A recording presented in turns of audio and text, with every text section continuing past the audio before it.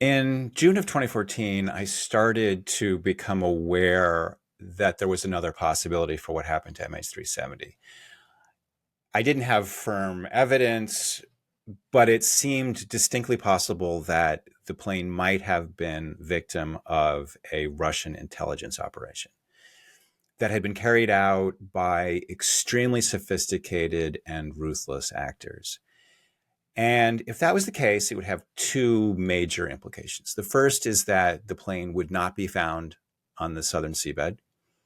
And the other was that there was an actor out in the world that was highly dangerous, and that the world was in great danger, that this actor could cause great chaos and suffering.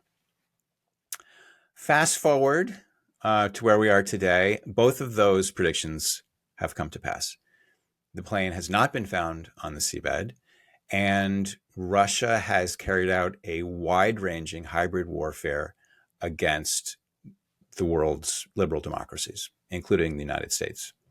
Most notably, with the 2016 election of Donald Trump and the corruption of the political system that followed, ultimately the coup attempt of January 6th, 2021, which is an ongoing coup attempt.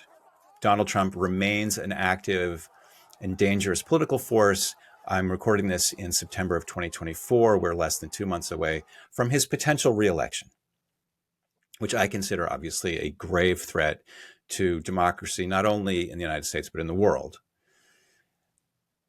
With me today to discuss all this is Olga Lautman, who is a senior fellow at the Center for European Policy Analysis, also runs an excellent podcast called The Kremlin Files. I highly recommend her as a source of information about Russia and its attack against democracy.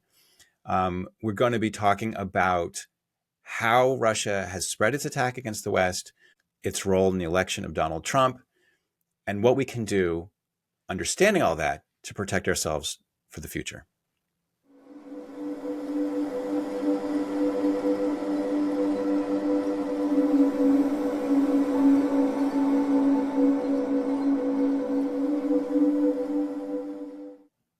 Hi, everybody. Jeff Wise back with you. I'm very excited to host Olga for today's podcast. We had a long and very interesting conversation about a truly alarming topic.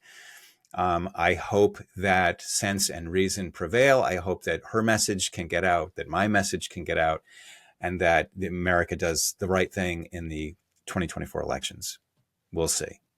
In the meantime, I would like to say, as I often do, if you enjoy this podcast, please subscribe, hit the like button, leave comments. There is a show page over at findingmh370.com. If you subscribe, you'll get a free weekly newsletter. If you become a paid member, you get exclusive early access to midweek content that drops every Tuesday.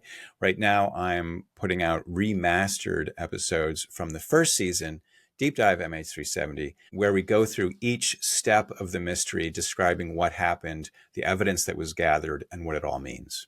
We also have a chat going on the Substack show page where we're talking about our ongoing side project, which is looking at gathering drifter buoys, trying to collect Lepus barnacles that we can use to calibrate the Lepus that were found on the flaperon that was recovered at Reunion Island.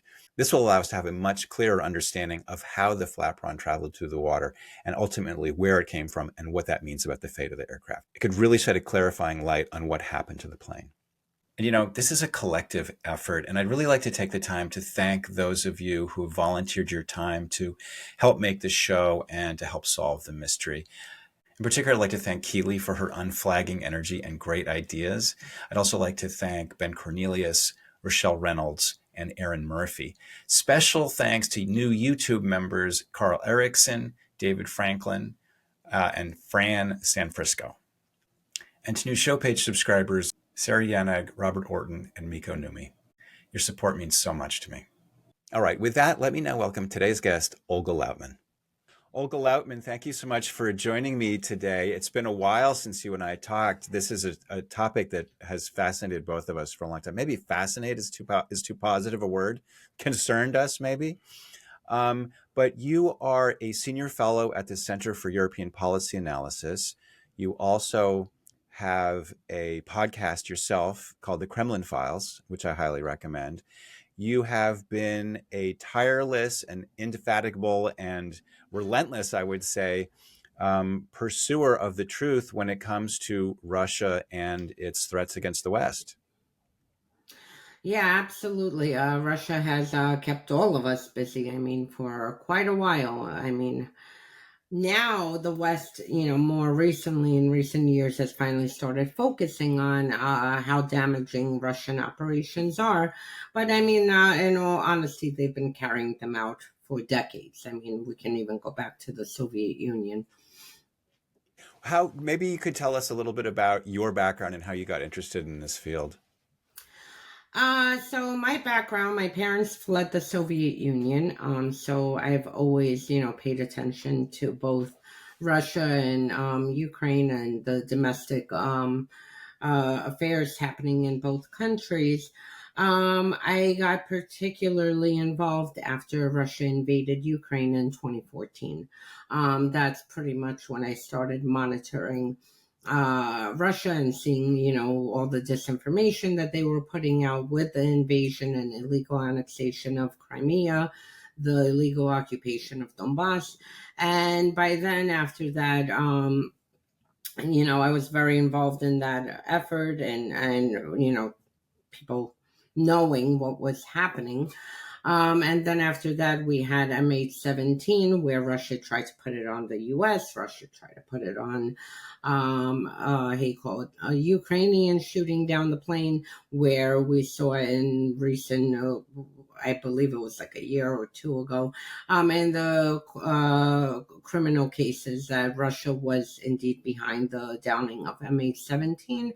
And by 2015, while I was monitoring their disinformation and the propaganda and the Westerners that they were bringing to Ukraine for the illegal referendums in occupied territory, I started seeing a shift with U.S. elections and them taking interest. And I was like, what, scratched my head and I was like, what is going on? And basically spent the end of 2015 through 2016 and onwards looking to see why Russia was so invested in Trump, why they were pushing him. And basically, they were running the same playbook they had run in Ukraine during elections a few decades ago. And pretty much in all Eastern European countries, because Russia, has tried to destabilize Eastern European countries for decades since, frankly, the collapse of the Soviet Union. And you had a lot of these countries trying to warn, the rest of Europe and US, and they were kind of basically pushed aside and told to, go sit at the kids' table. The adults are here.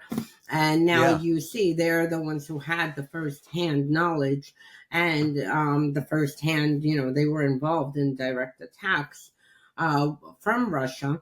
And now they're the ones who finally, Western Europe and US, they're finally listening to them because they have, all the information, the tactics, how to combat these tactics and whatnot. I mean, it's definitely an ongoing process. I mean, one of the things that has been struck me as so remarkable is the extent to which how hard it has been to raise the alarm. But I don't want to front load the show because that's sort of where I want to wind up at, is talking about why that is.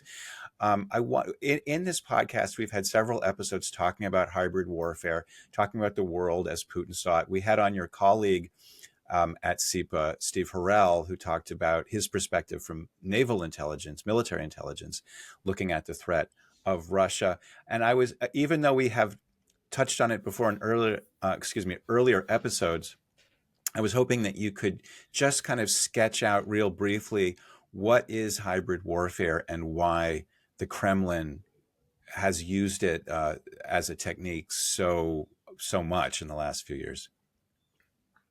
So basically, we would have to go back to the collapse of the Soviet Union. After the Soviet Union collapsed, the hardliners inside of Russia never, forgave what happened. They couldn't deal with the fact that the Soviet Union collapsed, and they blamed U.S. and Europe for the collapse, and they vowed revenge. But after the collapse, they were busy with trying to stabilize the economy, and the security services were kind of in disarray for a few years, and then they needed to strengthen domestically inside. The security services needed to kind of resurrect because the KGB, after the collapse, fractured into two: the SVR, which is the Foreign Intelligence Service, and the FSB. And that's it. So basically, the 90s, we saw, Westerners coming into Russia, and because they are filled with resources, pouring in a lot of money into Russia. And this money basically was going to the mafia and to the security services. But then by the time that Putin came back, he was one of the hardliners, as many. I mean, this is just, the Russian mentality. They wanted revenge for the collapse, and we had nothing to do with the collapse. I mean, Russia was headed for that collapse because, frankly, the communist system did not work. Plus, the Soviet-Afghan war put a lot of strain on them, and also closing them off from, the rest of the world was difficult for Russia, the Soviet Union, to continue. And then after Putin took power, he spent the next few years stabilizing inside, putting his loyalists in various agencies, distributing state companies to his loyalists, and kind of making sure that everything's lined up inside so he has full loyalty. And then by 2007, you start seeing Russia now beginning its revenge. It started with Estonia. Russia, probably the first actually state-sponsored attack we've ever seen. They carried out an attack against Estonian government services and financial institutions. Plus, they used fragments of the hybrid warfare model and causing local protests. And this all started because Estonia wanted to move a Soviet statue off to outside of, the town, off to the cemetery where it belongs. So this is what enraged it. And you saw the disinformation and, these protests that they were trying to make violent on top of this state-sponsored cyber attack. By 2008, Russia invaded Georgia. And there was no response. And I have to go back a drop earlier because the key point where Russia saw that they can pretty much act with impunity was 2004, when they used polonium, a chemical weapon, on British soil to kill Litvinenko. Anyone else would have been held responsible for this, because here you are bringing a chemical weapon into another country to take out, Litvinenko, who was a former FSB officer, intelligence officer, cooperating at the time with security services in the UK. And there was no response to that. They continued their state-sanctioned, assassinations across Europe. Well, again, can I interrupt you for a second? Because I do want to touch on something here, which is this idea that there's a kind of there are levels of plausible deniability that Russian forces tend to play with.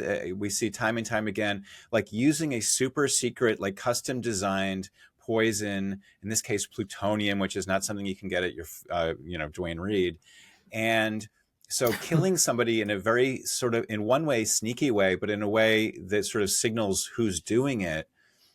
I mean, sometimes I wonder if they do things in a way that makes it obvious what they're doing to the people who they want to know, but then make it hard for those people to make the case to the public. Oh, this is what's happening.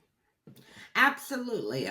Because again, like you said, they could have easily, with Litvinenko, they could have shot him. And that's it, and bullets are available, guns are available. But instead, they decided to do a signature killing using a specific chemical that can be traced back to Russia, but at the same time, they can say we have nothing to do with it. Okay. So absolutely, but it sends us, these signature killings send a message to other operatives who are thinking of defecting and cooperating with, Western security services. Do you think there's a degree to which, as part of the hybrid model, which involves using non-kinetic ways of attacking your adversary, like, as you mentioned, cyber attacks, misinformation, disinformation, sometimes just like whacking people. Do you think that there's an element of this that sometimes involves testing the waters, testing your adversary's response, seeing what you can get away with, seeing how far you can push? Absolutely, and they've done it in degrees. So they got away with the Litvinenko murder. They got away with the Estonia cyber attack. They got away with invading Georgia. Then comes 2014. They invade Ukraine and illegally annex Crimea and occupy parts of Donbass. Very minimum, backlash, sanctions on, that really weren't that effective. And that's it. And you see them, and then they were very heavily involved working with Iranian IRGC and Hezbollah in Syria, helping Assad, quell the protest, and in the midst massacring close to 750,000 Syrians, and then spinning disinformation on Assad's use of chemical weapons against his own citizens. So you see Russia is committing all these atrocities, and each time they are like, ramping them up.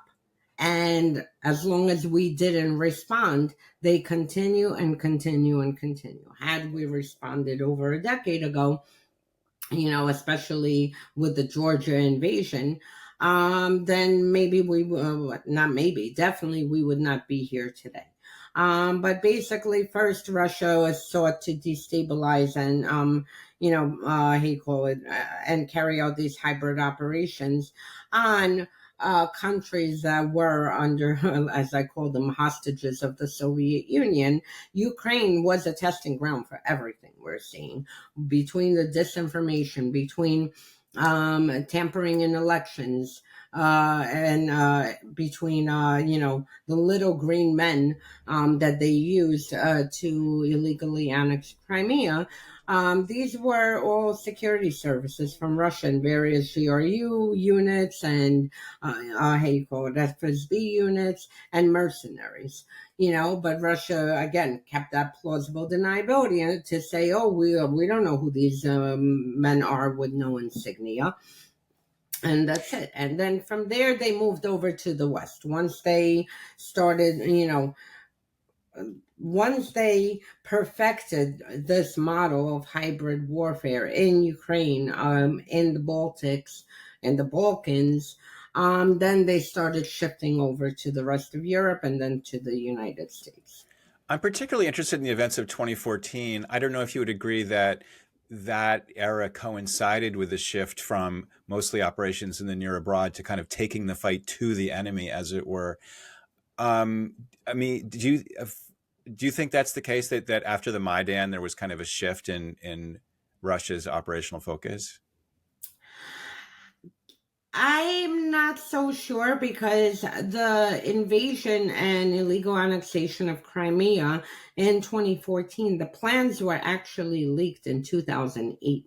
So Russia already had it in their sights, and somebody inside of Russia at the time leaked the basically all the towns that they wanted to capture, which then played out in 14.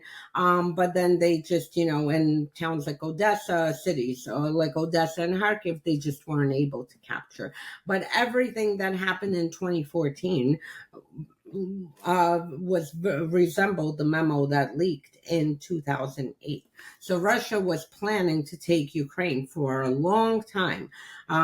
People say it's NATO, it's this, it's, and give all these excuses as to why Russia has done this. It's laughable that people are blaming Biden, and Trump runs around now saying that, under him, it was peaceful. There was a war raging since 2014. Parts of Ukraine are occupied by Russian forces and Russian government officials from Moscow and St. Petersburg since 2014. So I'm not sure what's peaceful and how he didn't see this. We know how, but I think this is something that they've had because don't forget their military operations are long term. Mm. It's not something, the only time it's reactionary is if they get invaded. But for the most part, Georgia was premeditated, Ukraine was premeditated, all their operations across Africa and Syria, across the Middle East. I mean, this is all premeditated. They planned for this, just like our Pentagon. Our Pentagon, unless America is directly attacked, we're not going to just step into, a conflict just like that. I mean, Right. if there is something, we plan for it. You have to, even for logistics purposes. It's a the big question is why? What is the objective in Russia investing so much time, resources in this attack against the West? So, like I said, it stems from the collapse of the Soviet Union. They never got over it and they sought revenge. And their end goal is to overthrow democracy, to have democracies collapse, to show that democracy is a failed system. And this is why you see them propping up, a lot of the far right, in some cases, far left candidates and parties in order, and also the adjacent, like influencers and think tanks and everything with the far right and the far left in order to destabilize and basically collapse democracy. I mean, they want to see chaos. They want to see, US fall apart. They want to see Europe fall apart. They want to see countries, territory within countries secede, as we saw Russia's fingerprints in Texas exit and Cali exit, in Catalonia with Spain and Brexit. They want to see as much division, chaos, separation, alliances collapse, because the one thing that has held Russia in bay is NATO. Since, post World War II, we didn't see these kind of invasions of sovereign territory because there was, an alliance, a very strong alliance to make sure that every country was guaranteed its sovereignty.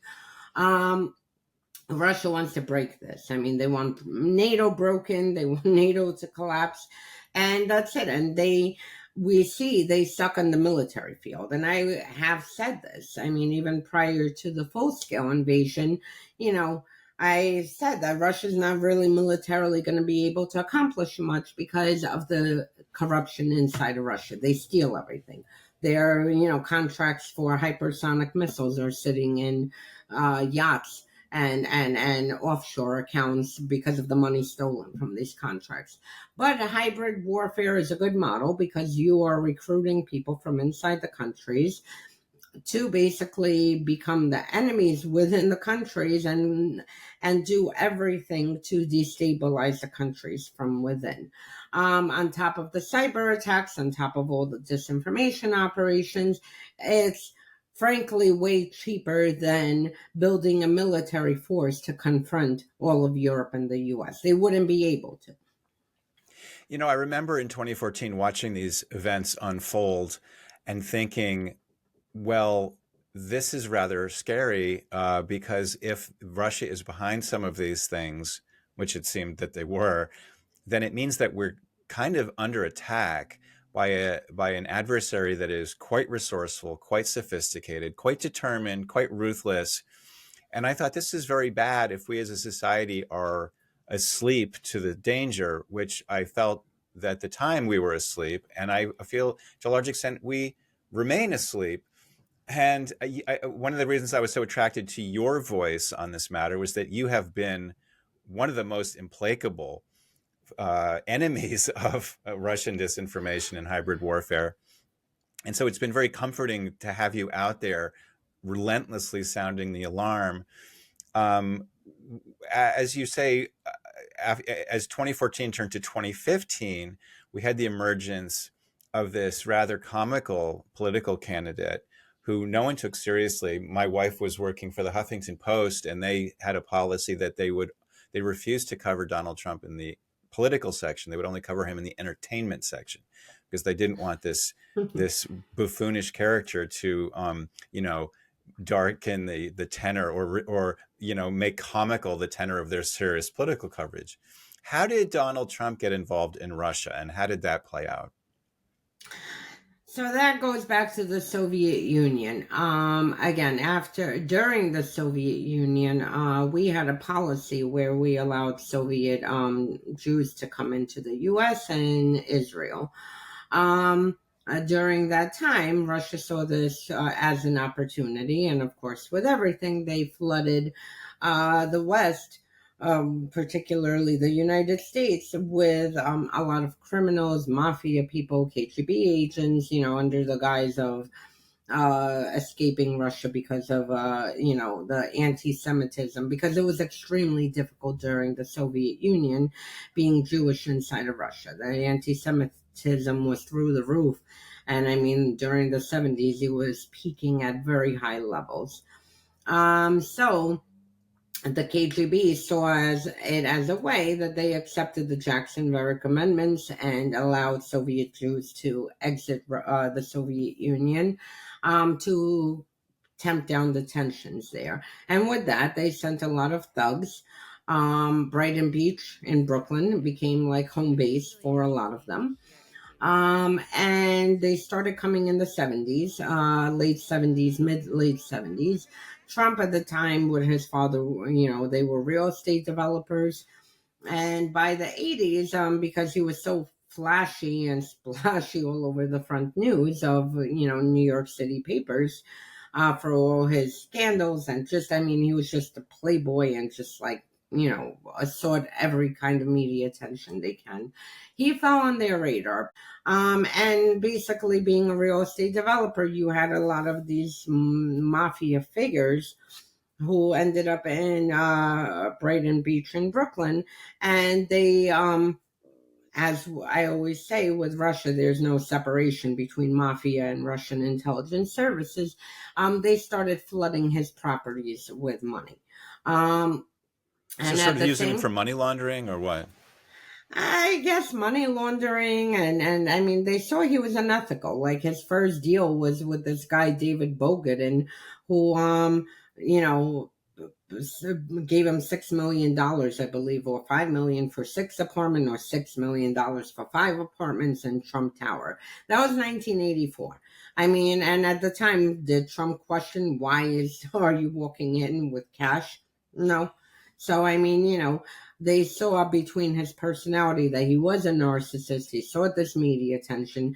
I mean, frankly, he's any intelligence agency's like dream target because he's very easy to manipulate because of all his insecurities that are present to this day. I mean, you see how even with Kamala Harris, how all she had to do was throw little bits into the debate, and he just couldn't help himself. He had to defend every single point, whether it's how much he received from his father to start his real estate development business, or whether it's his crowd size. He's just very easy to get. And I mean, I could just imagine the KGB at the time, like, oh, this guy, all you have to do is shove money his way, beautiful women, and basically work off of his narcissism and say he's the smartest and the most brilliant real estate He also person. seems pretty fond of money and not very scrupulous about how he gets it.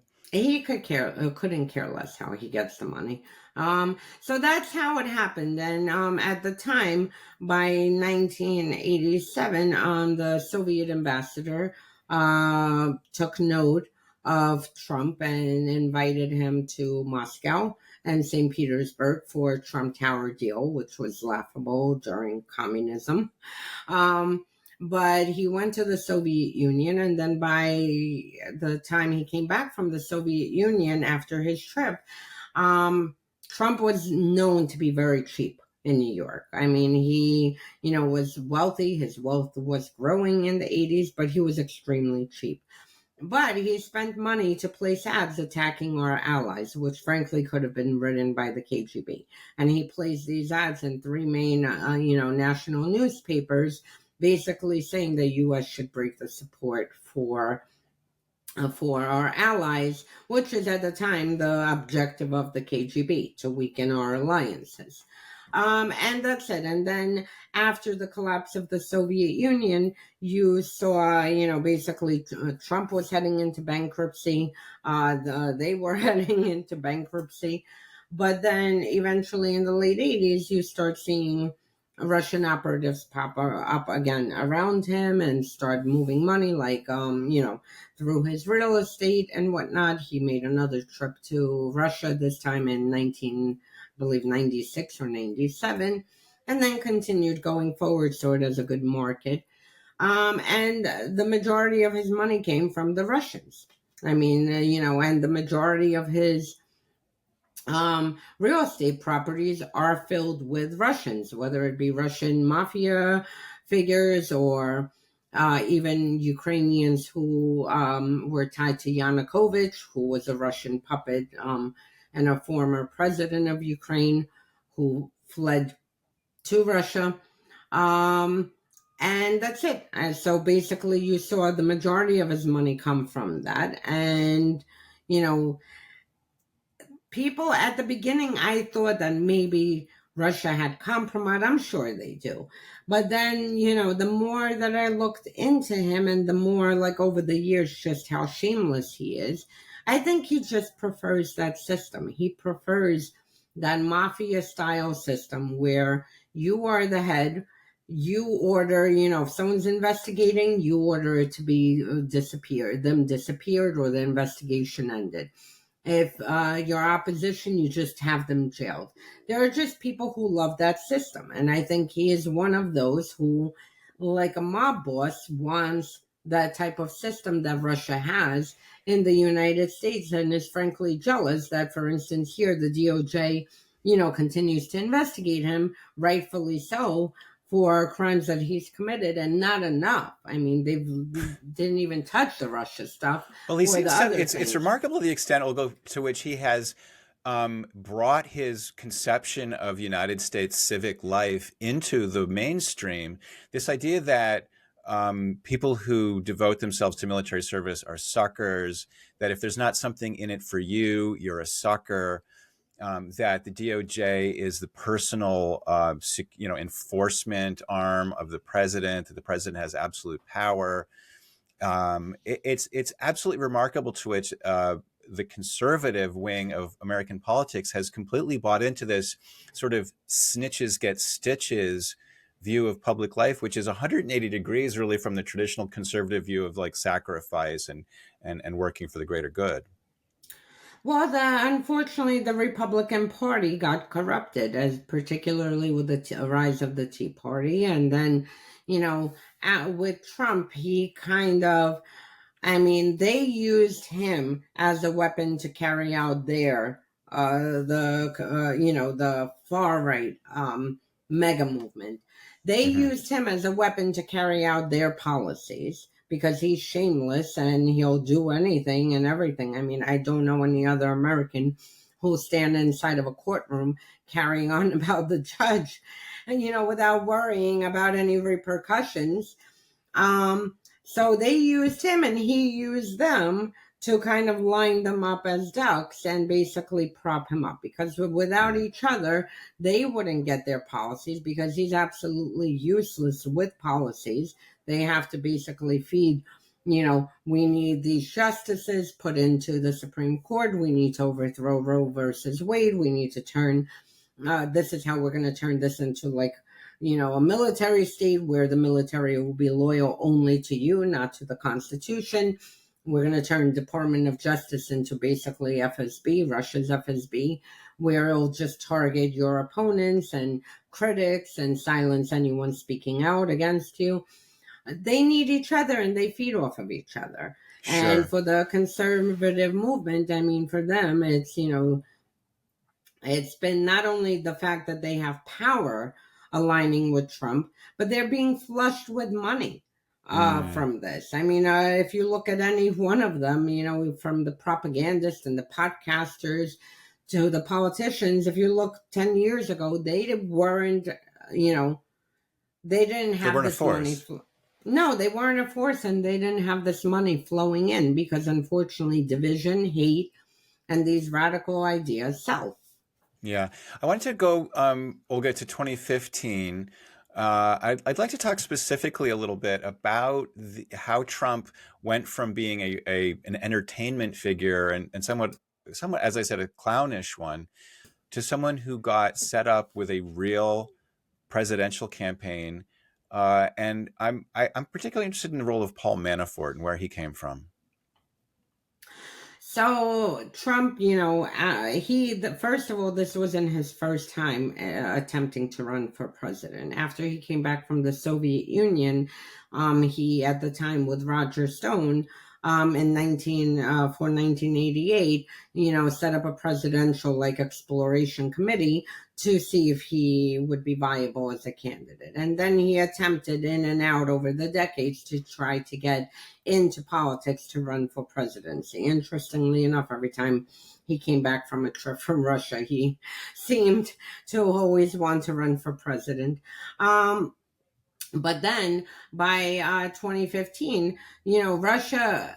So just to rewind the drop, in 2008, Russia, after Obama won and Russia saw there was a fraction of this country who basically despised the fact that we had our first black president, and they were burning effigies and, you know, putting out all these racist things against Obama. Russia took note of that, and immediately, you know, they started working on, you know, through this path and basically propping up, you know, all this division because Russia seeks division and vulnerabilities in our society.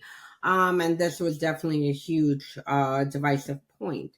Um, so they started preparing for the 2016 elections, I'm convinced, in 2008.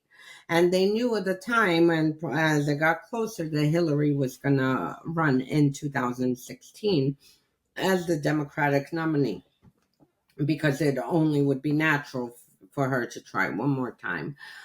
So I believe from 2008 to 2016, they started the preparation for the attack on the US election. And a lot of it was putting out disinformation, you know, on Hillary, on the Democratic Party, and kind of like over the years, little by little, poisoning the Democratic Party and causing this division and split between conservatives and liberals inside of US. And But I basically mean, by Olga, to be fair, I mean, I agree with you, but they were not acting alone. I mean, they were, the classic kind of British Empire maneuver is you find the fault lines in a society and you stick your wedge in there. There was forces at work. I mean, the Russians didn't invent American racism, no. and they also didn't invent this kind of neoliberal attitude that, greed is good, which has become kind of the state official doctrine of the United States on both parties. But they saw an opportunity and they set about working on it. I mean, I think that's the thing that seems so incredible, is the idea that anyone would identify Donald Trump as a plausible subject for a presidential campaign.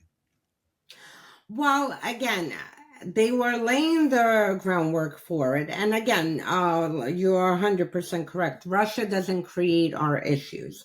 I mean, occasionally they'll manufacture a situation, but they work off of our existing divisions and existing vulnerabilities, and they capitalize off of that, exacerbate tensions off of what already exists. This is a KGB playbook, that just continues on.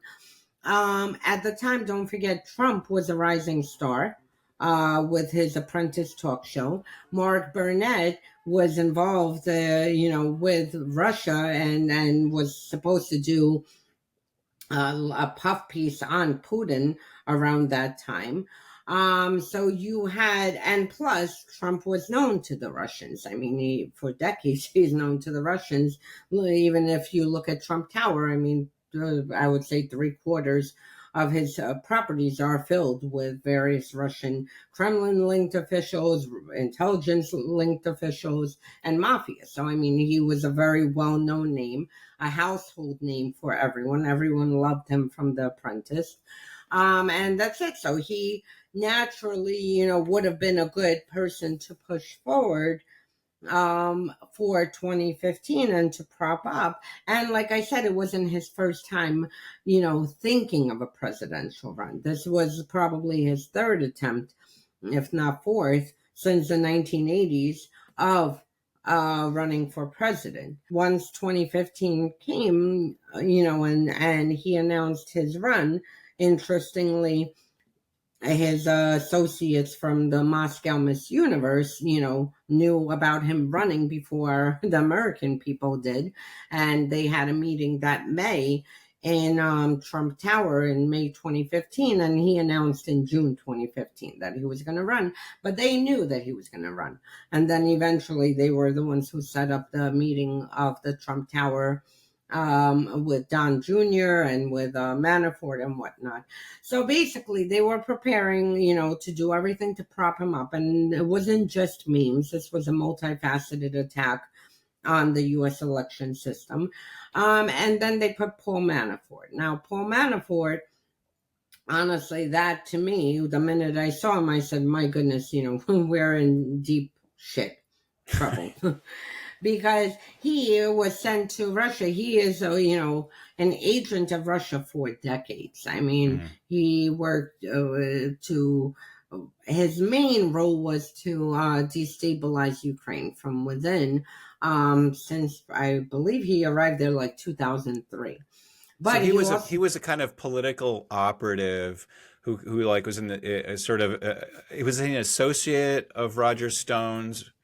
And they were basically what we colloquially call rat fuckers, and they're basically just trying to come up with any kind of political tricks they can to get people in office, rather unscrupulous. But then he was hired by the Party of States, was it, in Ukraine, which is a kind of a Party of pro-Russia Regions. Mm-hmm. Party of Regions, sorry. Mm-hmm. So, Paul Manafort and Roger Stone know each other since the Nixon era. They had a lobbying firm. Trump actually was their first client. They met him in 1980.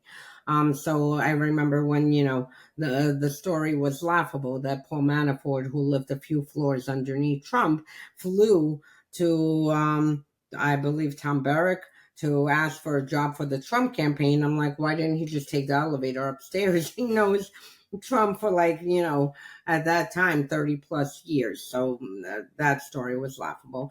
But Manafort, both Roger Stone and Manafort worked in Ukraine. Manafort worked in Ukraine from 2003. He worked for the pro-Russian treasonous president Yanukovych, who in 2014 during Maidan fled to Russia and lives under the protection of Russia's security services.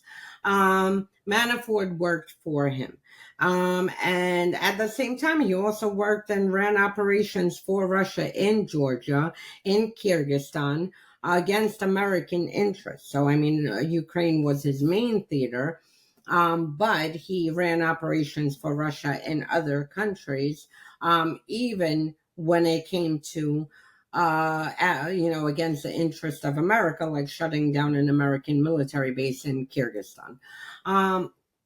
And then he was, worked very closely in Ukraine with Russian intelligence services.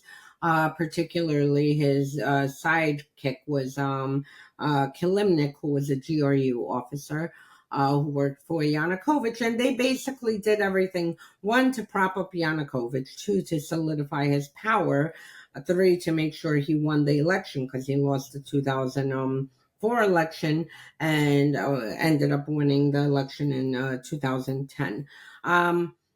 To polish his image in the West, Manafort, allegedly had Western journalists, which now we see this tactic used to whitewash Russia's genocide in Ukraine, to basically write puff pieces on Yanukovych. So he, on top of his many tools, also recruited Western journalists to basically write the narratives that he needed to in Western press. And that's it. And then he basically used, because like I said, Ukraine was a testing ground for everything that we have seen against the West, including election interferences and cyber attacks and everything. He basically brought the same tactics to the 2016 election, and he still has been working from behind the scenes. I mean, 2020 election, Giuliani and co running around Ukraine with another GRU agent, Dirkach, looking for, Giuliani actually approached Russian intelligence, asking them to help fabricate information on Joe Biden and Hunter Biden during the 2020 election. So that was, I'm confident these were all Manafort's contacts. And Manafort obviously couldn't travel, so I'm confident Giuliani, at least either was acting on behalf of Manafort or Manafort connected him to these people. So Paul Manafort, a veteran Russian agent, is in charge for a while of the Trump presidential campaign.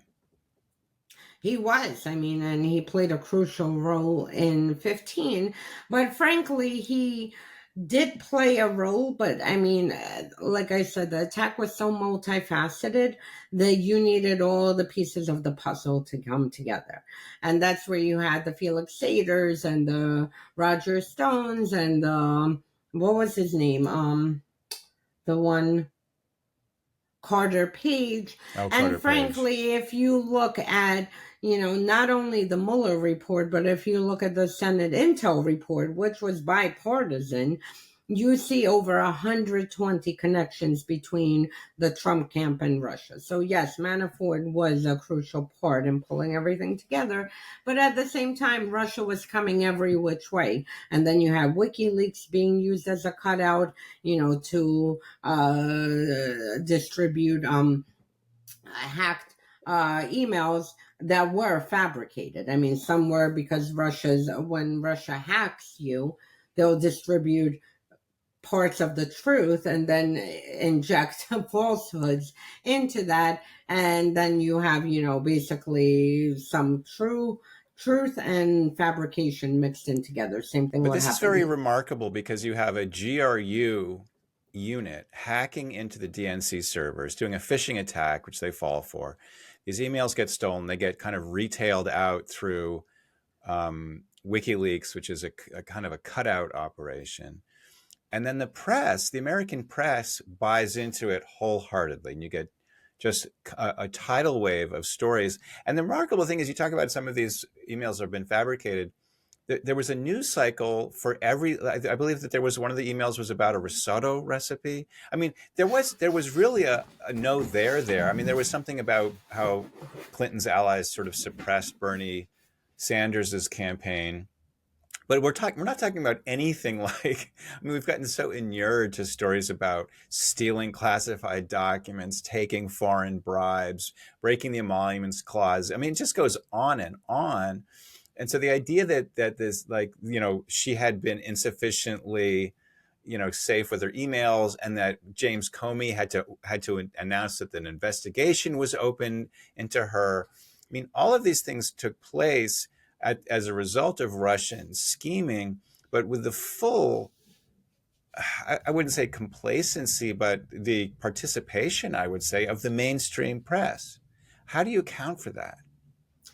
Because I don't think, and we're seeing it today, I don't think that the Western media understands how Russia's information warfare operations work. And they are also used to, because with Western media, they're used to this both sidesism, that there's always, that you have to give weight to this argument and a counter argument. They don't understand that the weight they're giving is to the counter argument is to Russia's intelligence services. It's one thing if we're debating, you know, health insurance or other policies. It's another thing when you're debating, something that was written in an email by Hillary versus, something that the Russian intelligence services did. And I mean, we see it now. Like, it's maddening because one, you see a lot of Western media outlets to this day whitewash Russia's genocide in Ukraine, call for negotiations. Why would you negotiate with Russia, who is illegally occupying Ukraine, murdering people, kidnapping children, reprogramming children, to erase their Ukrainian heritage and replace it with Russian, heritage, um, beheading people, and they're not on their land. It's a sovereign territory, and you have Western media outlets still, discussing negotiations instead of demanding that Russia leave Ukrainian territory. I mean, it's like if someone breaks into your house and rapes and kills your children and wife, and then someone comes along and says you need to negotiate which rooms you're going to give to this person. They're not, they're in your house illegally. They just committed the worst atrocities. Like, the goal should be to get them out of your house, not, how are we going to come to an end to this? I think that most Americans agree with you. I think the general population supports Ukraine quite strongly, although some conservative politicians remain remarkably insensitive to that. I do want to go back to the narrative. Okay, so Trump, to everyone's shock and to considerable dismay in some quarters, including my own, Trump wins the election. James, there is already awareness in the intelligence community that Russia was involved and illegally involved in the outcome. James Comey announces that there's going to be an investigation. Donald Trump fires him. And these were somewhat more innocent times in U.S. Not politics. only fires him, he invites the Russians with allowing only TASS, which is historically known as cover for Russian agents. A lot of the KGB agents came in to U.S., under the cover of a journalist working for TASS, invites into the Oval Office and says, I fired this nut job, and now we can, we have nothing to worry about because the Russia investigation will be closed, telling the Russians this. Right. So I won't get into the whole details about the Mueller probe and Bill Barr, but there's, let's say, I think you would probably agree, a lot of obstruction of justice going on that seems to have been memory hold from my perspective.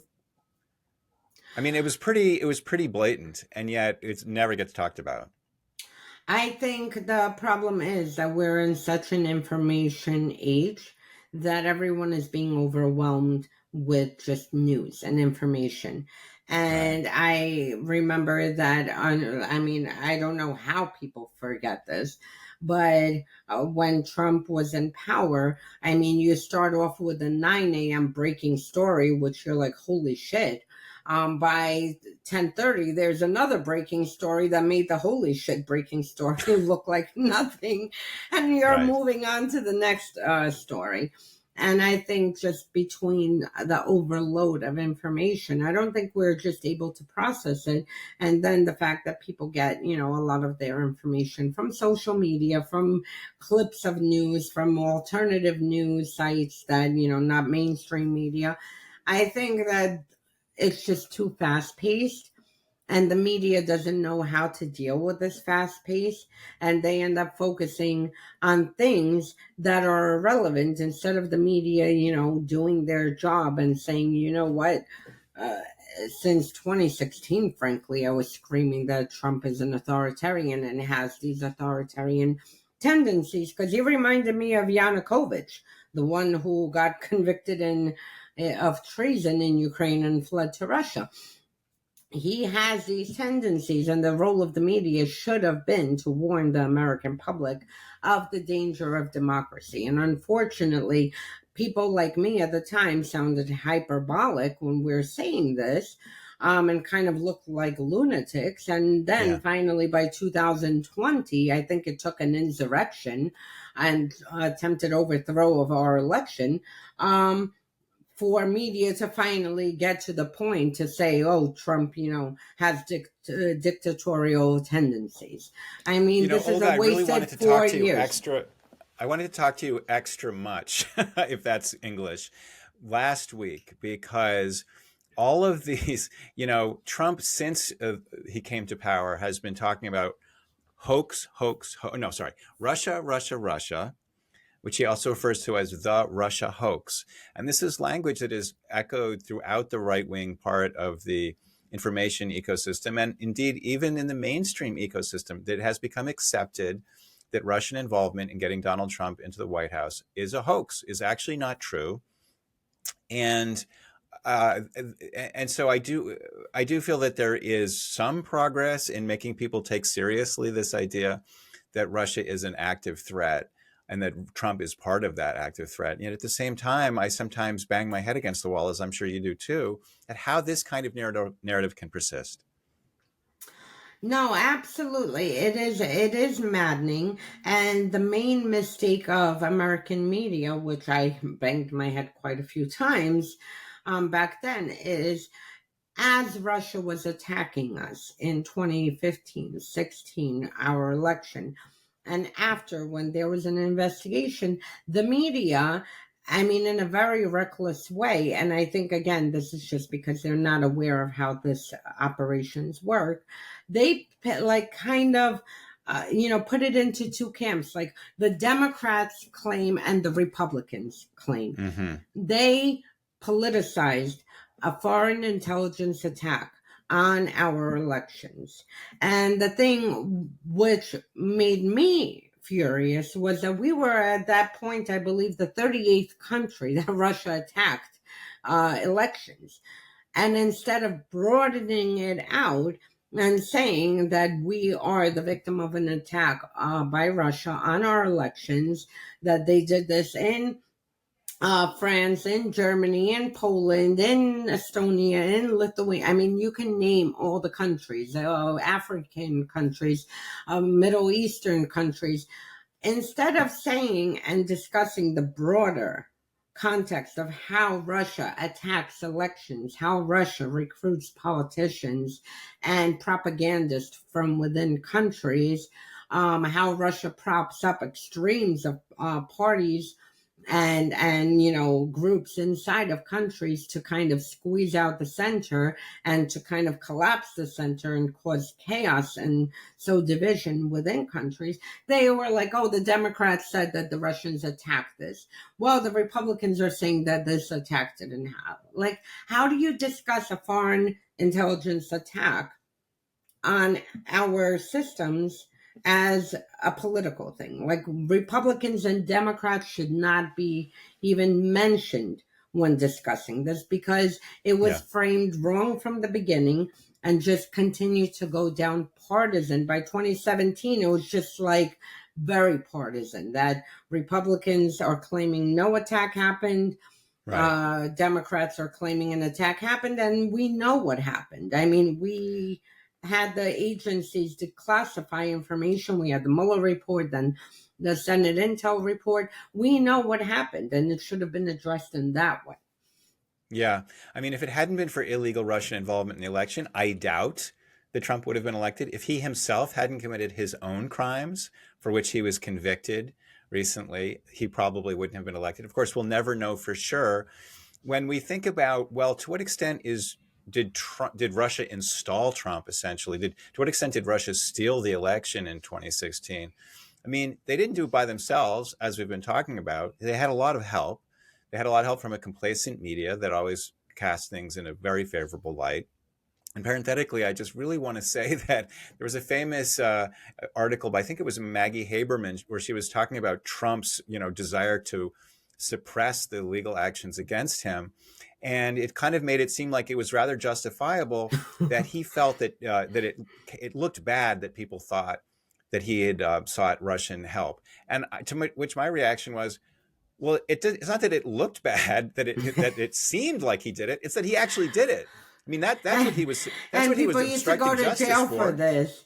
People used to go to jail for this back in the day. If you collaborated with a foreign intelligence agency for any reason, you went to jail. And apparently now you can just go on Twitter and openly collaborate with foreign intelligence agency, and it's like acceptable. And don't bother questioning anything, because then it's an attack on the First Amendment rights and whatever other nonsense.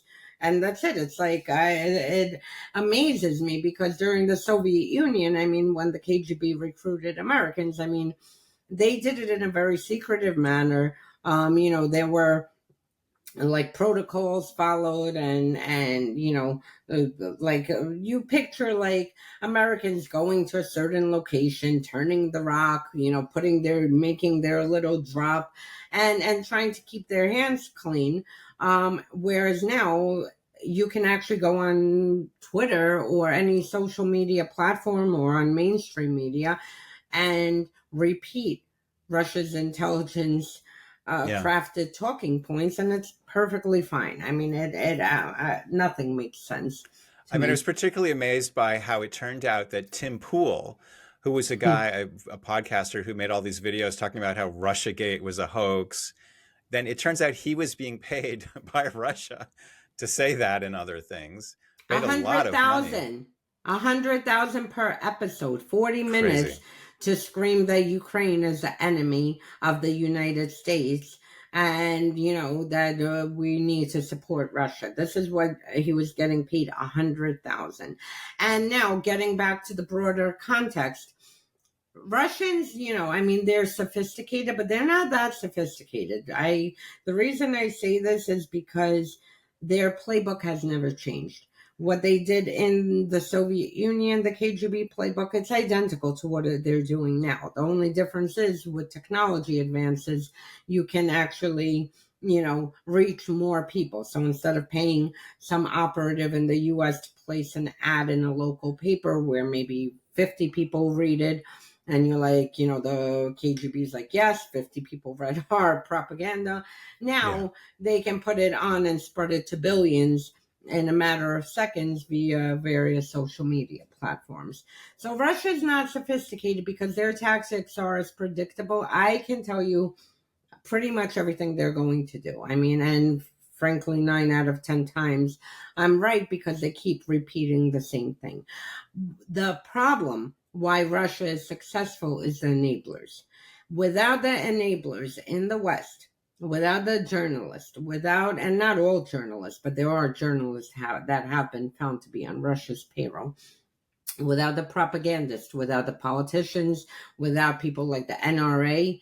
And that's why I say Russia for 2016 was laying the groundwork to attack our elections. There is no coincidence that they invited members of NRA to Russia, who ended up being used as a money funneling, operation for the Russians during the 2016 election.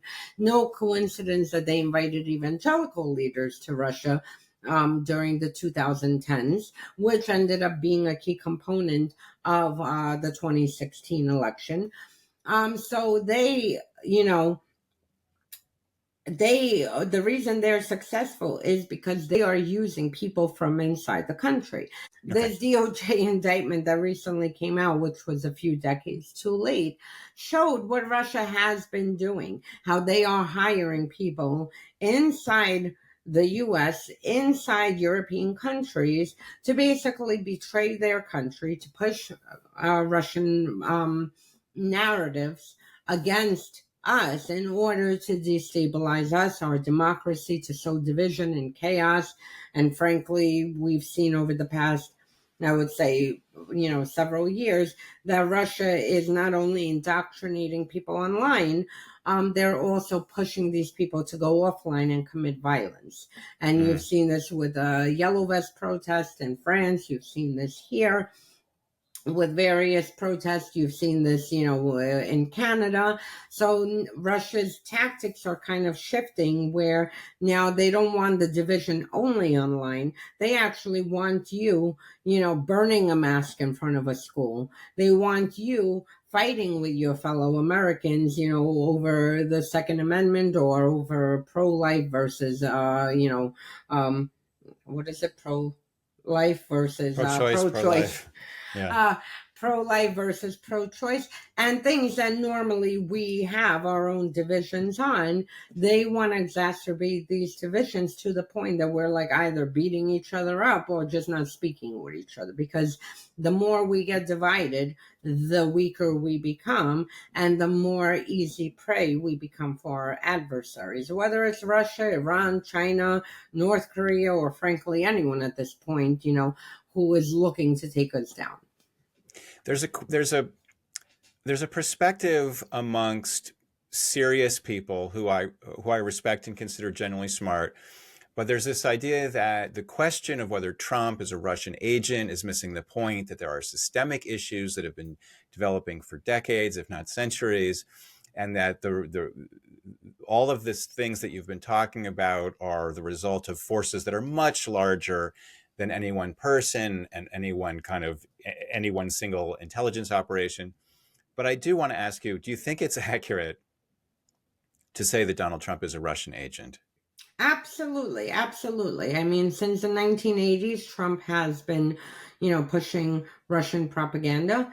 There was a very big tell in the 1980s, a particular point where Trump was obsessed with Gorbachev. I mean, beyond obsessed with Gorbachev, to the point that he was excited that there was a Gorbachev, that Gorbachev was going to come to Trump Tower. I believe it was an actor that played Gorbachev. But then when the KGB turned on Gorbachev and were preparing a coup, suddenly Trump, out of nowhere, imagine an American real estate developer who's like on the headlines, running around sleeping with people in New York, suddenly comes out and says, oh, Gorbachev is so weak. He's a weak man, and attacking him. I mean, it sounded absurd, but it was in line with exactly what the KGB was preparing, a coup against Trump. So he, You mean a coup against Gorbachev? A coup against Gorbachev. So he has always aligned himself with that system. He enjoys the system. He wants that power because the Russian system is very mafia-like. It's a security state system where you have people at the top who can order the end of investigations, who can order investigations to be open, who can jail their opponents, kill their opponents overseas, domestically, and do whatever they basically want. And Trump enjoys this power. So I think, he's been entangled with them for so many decades that he, like, knowingly is pushing their propaganda, whether it was for the 2016 election, whether it's with Russia's, attack on Ukraine, the full-scale invasion, or whatever that Russia is pushing, you always see come out of Trump. Helsinki, I'll never forget. My blood boiled. I sat there. I was like, I cannot believe this is an American president. At Helsinki? So Trump basically stood next to a KGB war criminal thug, siding with Russia's intelligence agencies against our agencies, saying that Russia did not attack our elections and that Putin said so, and that their basically intelligence services didn't find any, meaning to this. So he stood on a global stage siding with a KGB war criminal thug against the men and women who risk their lives to make sure that America is protected. And the fact that he did everything you see. I mean, it has been Russia's dream to attack our military, but not physically attack it. They can't. They'd be destroyed in 48 hours. But to kind of weaken the image of our military. What did Trump do? straight for attacking our military. They're suckers Mm. and losers. They're this, and he constantly demeaned the military. He did everything to split the military, versus people who were loyal to him against people who were loyal to the Constitution. The media. Russia has always wanted to destroy this notion of a free press. What did Trump from day one do? The media is the enemy of the people. Granted, I have a lot of criticism for our media, but they're not the enemy of the people. They are part and a very crucial part of a functioning democracy. So basically, every single thing that they did, that Russia said, Trump repeated. Furthermore, I've been monitoring Russia forever. This was the first U.S. president where Russia released all the phone calls that I learned about Russia having a phone call with Trump from the Russian side. They released the transcripts of the phone calls first. They released the meetings of any like upcoming meetings with Trump first. It never happened before. This never, it would Mm. not with any Republican or Democratic president has it ever happened that, two presidents of a state have a phone call and that the Russians release it before the United States. Under Bush, it didn't happen. Under Obama, it didn't happen. Clinton, no one. And this was the first time that I would find out about these key phone calls, what was discussed, according to the Russians. We don't know what was discussed, but according to the Russians, from the Russian side. Now, it's not illegal to be a fan of any particular country or political system. That's everyone's First Amendment right. However, I think that it's worth clarifying this question of did he get something in return, which I think is what really makes someone a foreign agent rather than just a friend. And there was a lot of rhetorical energy put into back in 2016 drawing a line between, arguing about the meaning of collusion. And the idea was sort of put out there that just sort of coincidentally, unasked, Russia was putting its thumb on the scale, but that there was no coordination. There was this famous meeting at Trump Tower, but nothing came of it. There was a lot of plausible deniability that always seemed to me a little implausible nonetheless. I mean, if your aim is to murder someone and you miss, but take the shot and didn't murder them, you still will be tried criminally for a crime because of the premeditation. In the Trump Tower meeting, they literally sat with Russian agents who were offering dirt on Hillary Clinton. Last time I checked, you are not allowed to go to a foreign intelligence service to even if you didn't get the dirt. You're not supposed to go to a foreign intelligence service and discuss even obtaining this dirt or what you might have and whatnot. Nonetheless, responding, wonderful, send us what you have, as Don Jr. did. Kushner, according to reports, went to the Russian ambassador to U.S. and asked if he can set up a back channel through the Russian embassy to avoid CIA detection or FBI detection. Last time I checked, you're not allowed to go into, to your adversary or frankly anyone. I don't think you're even allowed to do it if it's British and there are friends. You're not supposed to go to the Brits and say, hey, listen, let's set up a back channel through your embassy because I don't want our agencies to know what's happening. But if Trump had a relationship with the Russians for decades, why did he even need to set up a new back channel? Didn't he have extensive connections already? Wasn't Paul Manafort on the payroll of the Russians? I mean, the Russians, you see, they always set up 17 routes for one thing. I mean, it's just how Okay. they operate. And at the time, during the meeting with Kislyak, Kushner and Flynn, met with Kislyak. Kushner had the genius idea of setting up, a back channel through the Russian embassy so they could have these communications. Flynn proposed having a meeting, in a third party country to avoid detection of security services. And not even a month later, there was a meeting between the Russians. I believe it was Eric Prince and Eric Prince on behalf of Trump in Seychelles. So, I mean, this offshore third party, third country meeting did happen. So that's why, last time I checked, you're not allowed to do these things. I don't know, Russia's excellent with finding the threshold of criminality, but I think we have plenty of cases where there were, the criminal threshold was reached, But Russia's best intelligence operations are to stay right underneath the threshold of criminality in order Right. to be successful. So, as I was saying before, in 2014, I started to grow worried that Russia had very sophisticated capabilities and that they were absolutely ruthless in using them. I worried what this meant for the world, frankly, and for my own country.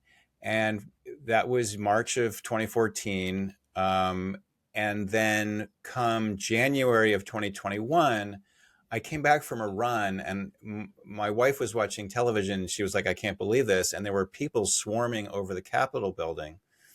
There was an attempt by Donald Trump to overthrow the constitutional system of democracy and claim power for an unelected second term. That attempt is ongoing. He's still trying. It's sort of a slow motion coup. He has considerable public support. In fact, it seems to be the general consensus is that he's got a 50-50 shot. I'm talking to you now in September of 2024. So we're about less than 2 months out. And he might do it. He might actually succeed. And this is one of the reasons I wanted to talk to you, because I think that the only exit hatch from this nightmare is to somehow shake people out of their complacency. I think it's happening, but I don't know if it's happening enough. No, it's extreme. First of all, I don't understand the American election system of how a convicted felon can run for president, where he wouldn't pass a background check to work in a department store. So Well, it's that's me. explicitly constitutionally forbidden, and yet he has stacked the level of corruption that has come in the door with Donald Trump is absolutely breathtaking. Yeah, He has installed amongst other things, a judge in Florida who threw out his case on absolutely laughable grounds because yeah. the system is corrupt and there are individuals who are deeply corrupt. Anyway. Yeah, no, 100%. But Trump started his attack in 2016 on our election because he started, back then, that if he loses, the election is rigged, that they stole the election. And he was testing out basically what happened in 2020 and 2016. No other candidate has ever said, if I lose this election, then it's rigged. Hillary stole it. This one stole it. And, the deep state did it. They're all trying to stop me. And frankly, all the other garbage that flew out of his mouth.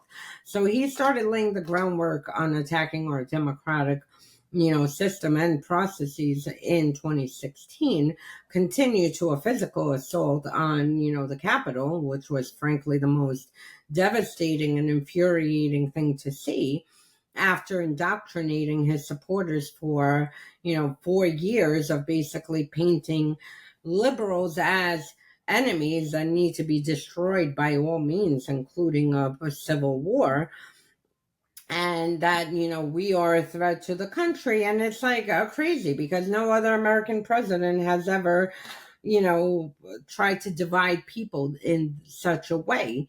And frankly, before 2015, I don't think most people will even discuss politics with their friends or family.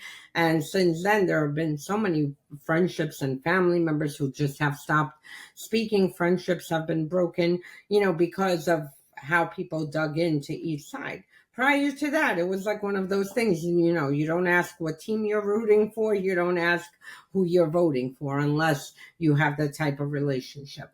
And he continues to do it now. He's again, continuing that if the election is stolen, if he loses, the election is stolen. And he's doing, frankly, everything to attack our democratic institutions and processes, and elections and voting is the number one, thing in a democracy. I mean, this is what democracy is: people voting to put other people in power. And once you start, delegitimizing it, you grow and have this. Now, do I think that he has a 50% base? No. I think that there are probably maybe 25% in America who honestly do believe 2016 was stolen and whatnot. I think others in the Republican Party, I think he has like a 47% ceiling, just go along with him because they like his economic policies or whatever the case is. They don't want to vote Democrat. But his hardcore supporters, I do think, is like 25% of, U.S. who actually believe this. And this is dangerous to have, even a quarter of our population actually believing that our democratic systems don't work, that there's a deep state. I mean, the whole concept of deep state is laughable. If the deep state wanted Trump out, they'd take him out a long time ago. I mean, we have the most competent people working for different agencies, and if they wanted him out, they'd take him out. There is no deep Yeah. state. There's just regular civil servants who come to work and work, whether Department of Justice or Treasury or whatever it is, they work and do their work.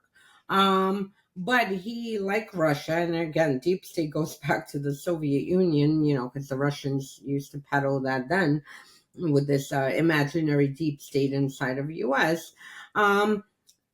There is no deep state, and he uses this to kind of, again, destabilize our institutions. So anything coming out of the Justice Department, his loyal supporters won't believe it. Any news coming out of court systems, unless it's favorable to him, his supporters won't believe it. And he has managed to delegitimize every institution for his hardcore supporters. Yeah. But I I mean, think if we will prevail. I'm you think honestly we'll up to. prevail, I hope so. I find it unbearable to think about the alternative. Oh, For all of the reasons you just cited, if he wins in this coming election, we are in really deep doo-doo. We are in for some very dark and protracted dark times. But I do want to ask you, if Kamala Harris does win and democracy does endure for a little longer, what should we do? What can we do? What can we as the people do? What can I do as Jeff Wise? What can you do as Olga Lautman? How can we I try think to dig ourselves out in a sort of lasting way, if that's I think possible? for starters, if we took the foreign influence out of our country, I think that be very helpful.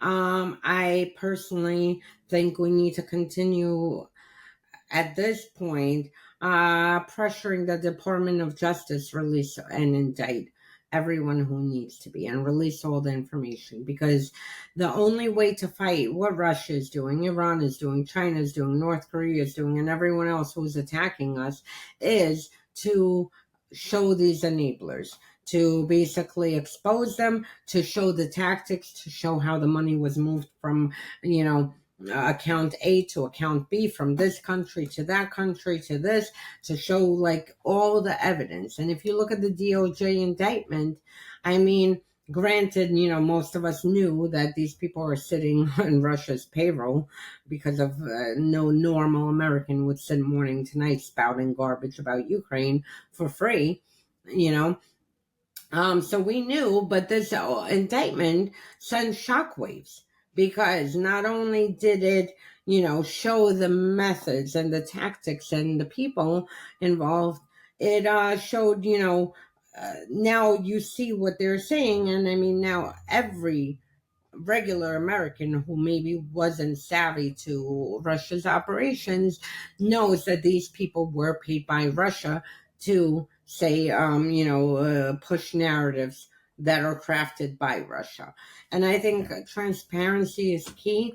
And we need to have more indictments. And that indictment, which was amazing, it was like a talking indictment that basically laid out a case. It said there were, I believe, 800 more of these propagandists on Russia's payroll in the U.S., and I believe 2,800 that the FBI is watching. We need to have a list of these 800, and we need to see, more and more and more of these indictments come in, because each time You bring an indictment like this, you're disrupting a Russian intelligence operation. In this case, you disrupted RT and, this route, and you put others on high alert, because they start scrambling in order not to, get caught up. And which reveals even more information. So I think that's what we need to push. We need to push our government to finally tackle Russia's influence operations, their malign influence operations, their money flowing through, our political system. And not only Russia. Again, I focus on Russia, but I mean, Iran is harmful. We should not have anyone paying a politician to put that to buy a seat for them. Like, they are the ones, they're supposed to be representing the constituents, not representing the interest of foreign governments. And frankly, I was more than happy to see when Menendez was found guilty, because you have a New Jersey senator who has gold bars coming money from Egypt. Why are you, as a New Jersey senator, representing Egyptian interest when you have No, it's remarkable. The corruption is widespread, it needs but to be it's not cleaned a out. conspiracy, huh? It needs to be cleaned out. This It needs corruption, to be like, cleaned out. It yeah. needs to be cleaned out. We really need to clean house. Olga, I want to thank you so much. I've been wanting to get you on for a long time, and I'm grateful for you being so generous with your time and your expertise.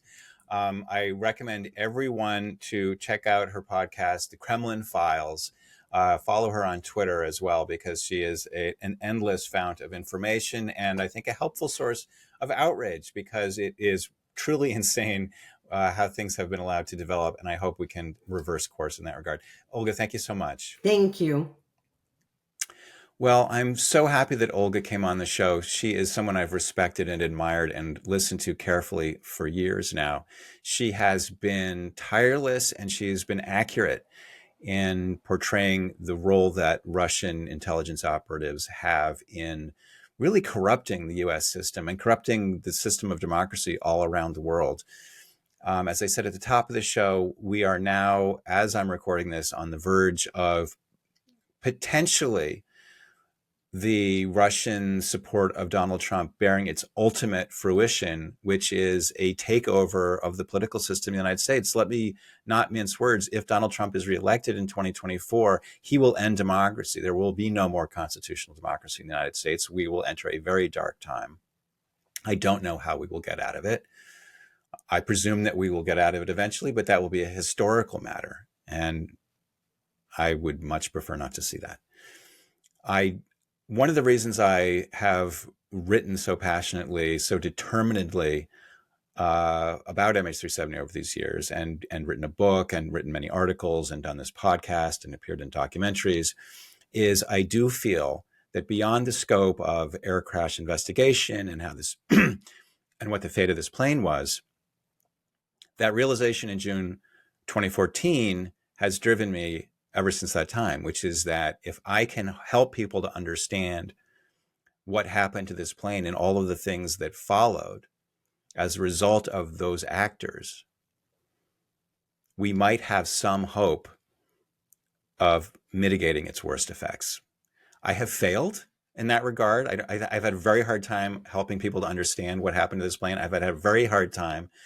I and people like Olga Lautman have had a very hard time really getting people to grasp the gravity of what Russian involvement in the corruption of the American political system has wrought. So a lot of people will say, oh, Jeff Wise, you suffer from Trump derangement syndrome. Well, you can judge for yourself and weigh the evidence. Don't just, think, well, it's never happened before. It seems so unlikely. It sounds like a conspiracy theory.